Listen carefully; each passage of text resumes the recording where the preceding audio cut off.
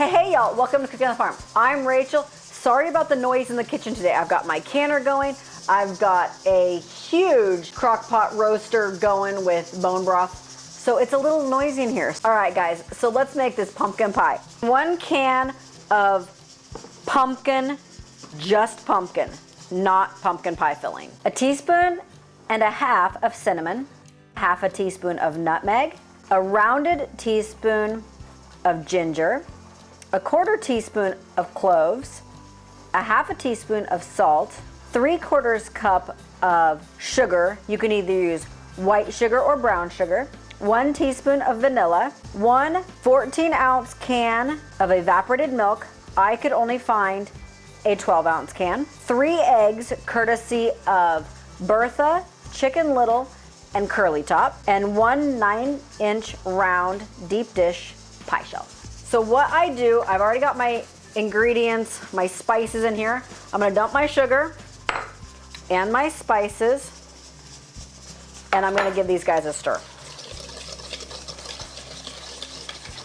Because sometimes you'll have clumps of ginger, and for me, digging out ginger in pumpkin is a little bit kind of, yeah. So I'm gonna make sure that all the ginger is well incorporated and ground.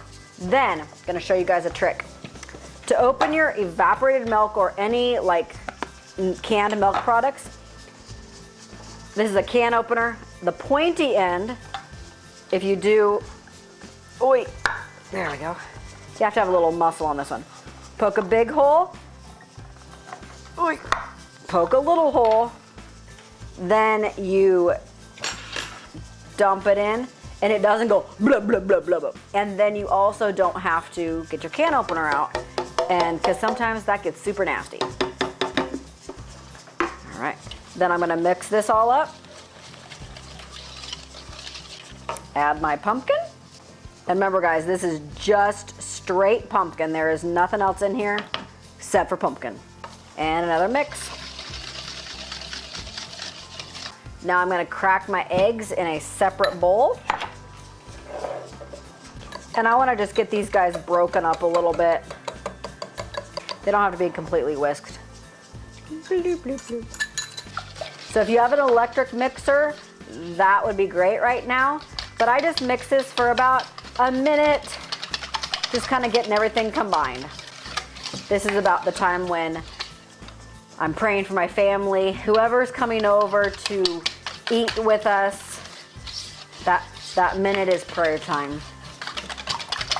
Guys, I forgot the vanilla.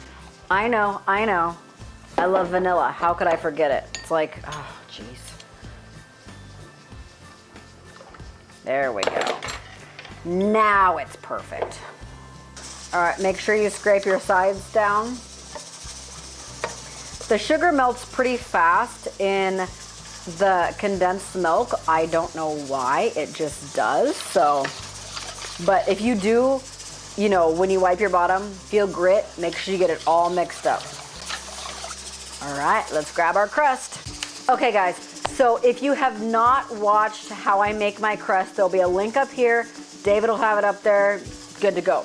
It makes a top and a bottom crust. Well, I don't need a top and a bottom crust, and you can also half that recipe and it's just one. But I am getting a head start on Christmas, guys. We haven't even had Thanksgiving, I'm thinking about Christmas. All right, this one is the one going in the freezer. I've got plastic wrap on it super tight. It is not frozen yet. I have it labeled empty pie crust.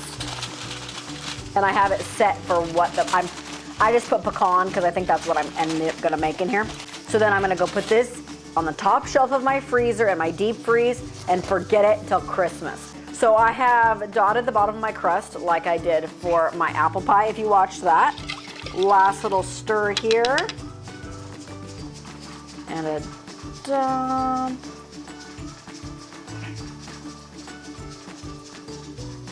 And don't forget to scrape your bowl. You don't want to waste all that goodness. So my oven is at 425. We're gonna put this in for 15 minutes, and then we're going to turn the oven down to 350 after that 15 minutes is over. So one thing I did was I jiggled it, and it jiggles pretty good. The other thing you want to do is kind of touch it.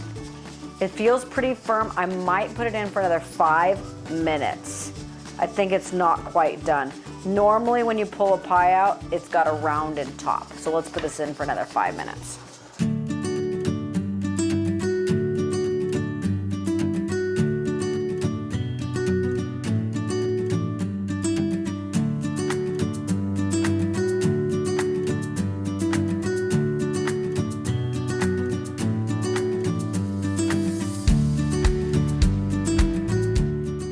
All right, guys, so I don't know if you actually saw that, but the top was all mounded up. That's what you're looking for. Mine took a little bit longer than I thought it would. For whatever reason, I don't know. But I put this guy on because my crust was getting pretty dark and I didn't want it to burn. So you can use foil. I got these at the dollar store.